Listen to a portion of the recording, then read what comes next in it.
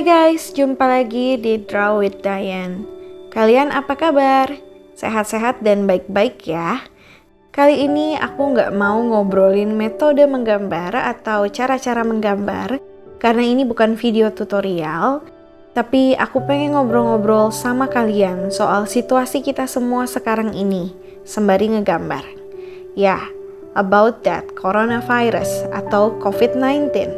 Aku mau gambar seorang dokter dan suster, tenaga medis kita yang berjuang di garis terdepan dan langsung kontak dengan pasien positif COVID-19. Aku ingin mengapresiasi dan mengucapkan terima kasih kepada mereka semua, baik itu suster, baik itu dokter, baik itu mungkin orang-orang laboratorium yang bertugas untuk melakukan pengecekan apakah sampel yang mereka dapat dari pasien diduga COVID, lalu mereka harus mengujinya di lab. COVID-19 ini tidak memandang usia ya, karena walaupun kita tahu kalau yang lebih rentan itu orang-orang tua, yang lebih rentan itu orang-orang dengan kondisi di mana mereka itu punya penyakit bawaan yang cukup serius seperti darah tinggi, diabetes, atau kanker, dan penyakit-penyakit serius lainnya yang membuat mereka rentan, tapi ternyata ada beberapa tenaga medis yang bisa dibilang mereka masih terbilang muda, tapi mereka terinfeksi COVID-19 dan mereka berpulang. Hal ini tentunya sangat menyedihkan. Apakah ada keluarga kalian yang menjadi salah satu tenaga medis yang terlibat menangani COVID-19? Atau kalian sendirikah tenaga medis yang ikut berperan dalam menangani wabah COVID-19 ini? Boleh share di bawah pesan-pesan untuk masyarakat seperti kami yang harus di rumah.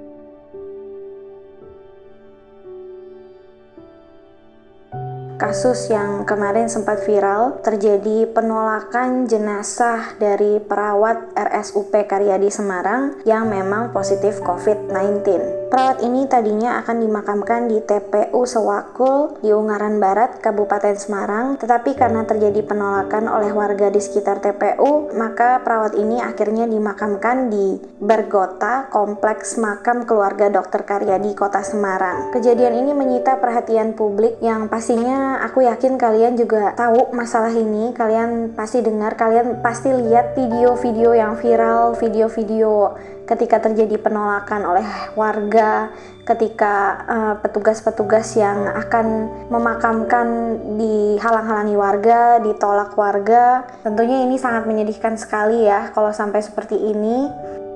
Kejadian ini tentunya menarik perhatian Gubernur Jawa Tengah yaitu Bapak Ganjar Pranowo yang akhirnya sampai beliau mengusulkan kalau para dokter, perawat, tenaga medis yang gugur dalam perjuangan melawan COVID-19 akan dimakamkan di Taman Makam Pahlawan yang bertujuan untuk memberikan penghargaan tertinggi kepada mereka para pejuang di garis terdepan yang langsung menangani pasien-pasien COVID.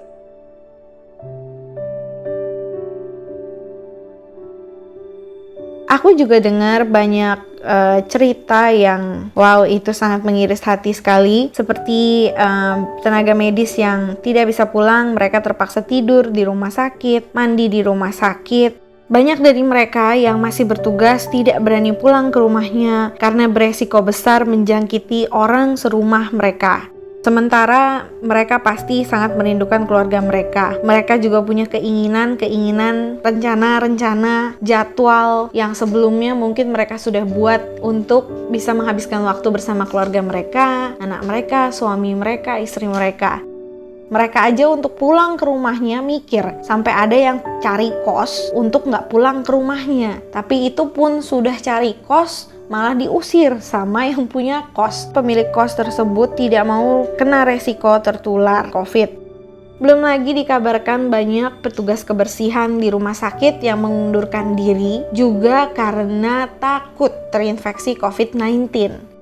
Untuk kalian para petugas kebersihan rumah sakit yang tetap menjalankan tugas kalian, tetap berpegang pada pekerjaan kalian, dan tetap melayani di rumah sakit, kalian adalah orang-orang yang hebat, kalian adalah orang-orang yang patut diapresiasi, karena kalian juga mendukung para tenaga medis yang sedang berusaha menangani wabah ini. Aku juga nggak mau melupakan peran petugas kebersihan di rumah sakit, itu cleaning service, office boy, office girl, karena peran mereka itu juga cukup penting. Bayangin kalau di rumah sakit itu nggak ada mereka juga, pasti dokter-dokter, suster-suster akan kewalahan dan harus tersita lagi waktunya untuk membersihkan sampah-sampah medis, sampah-sampah non-medis. Maka kita juga nggak bisa melupakan profesi yang satu ini sih. Ini juga sama pentingnya dan sama dibutuhkannya di rumah sakit selama wabah seperti ini ya. Apalagi banyak yang resign katanya. Dan masalah tenaga medis ini nggak sampai di situ aja.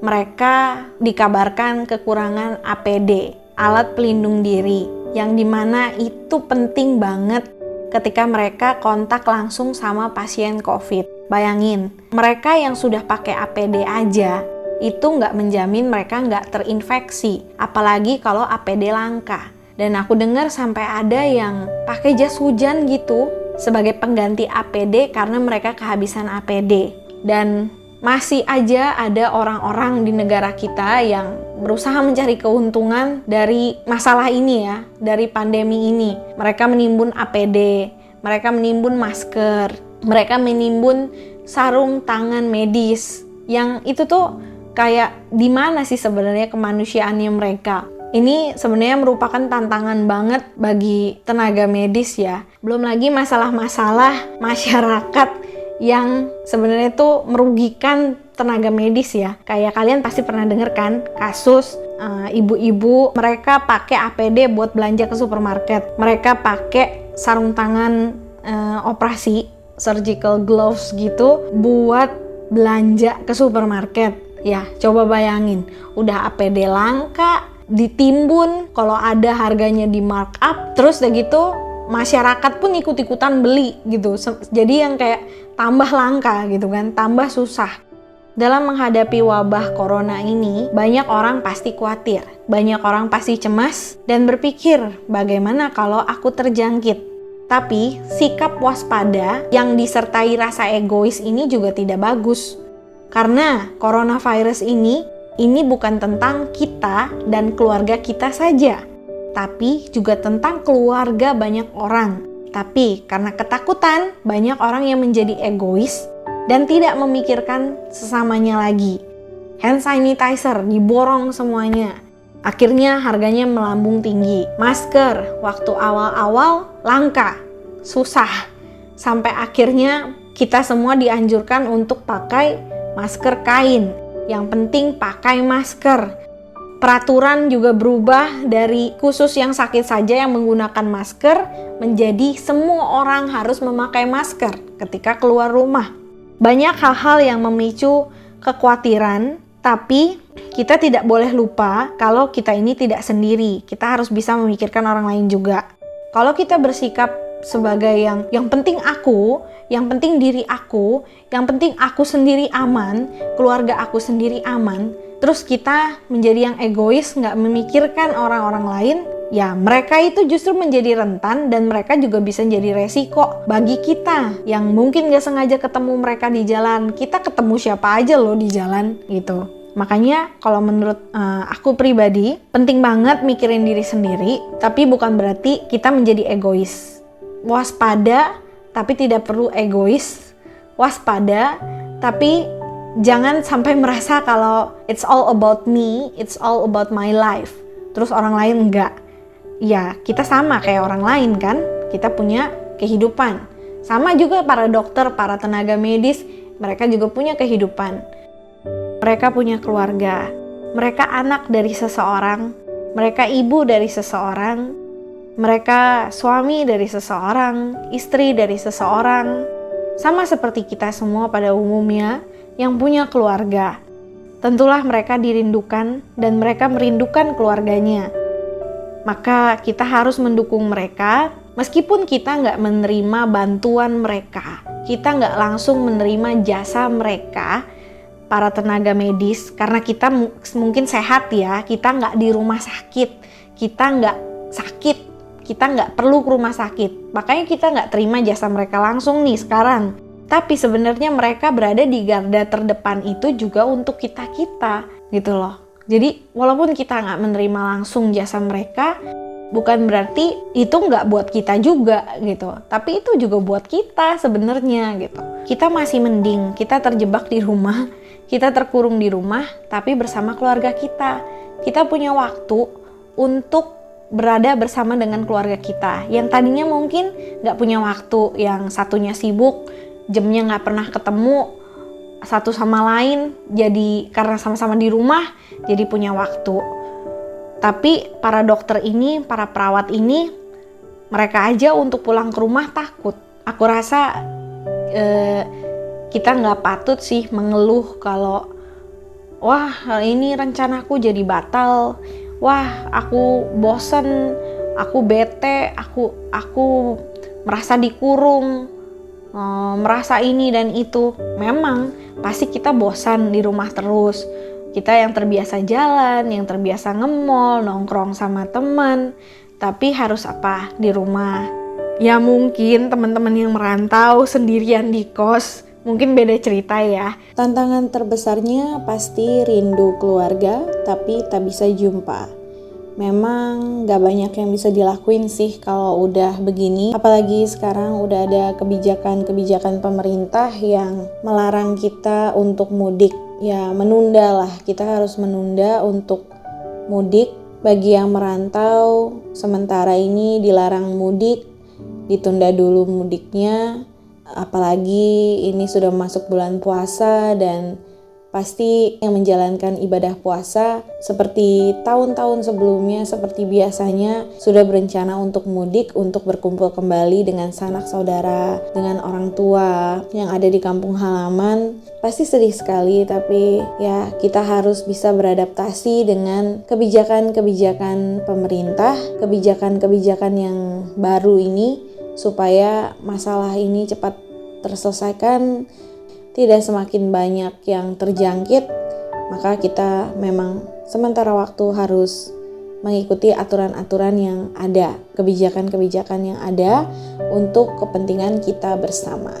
Lewat COVID-19 ini, menurutku yang tadinya sebelumnya kalau kita di rumah-rumah aja itu kesannya nggak kerja, kesannya kita kayak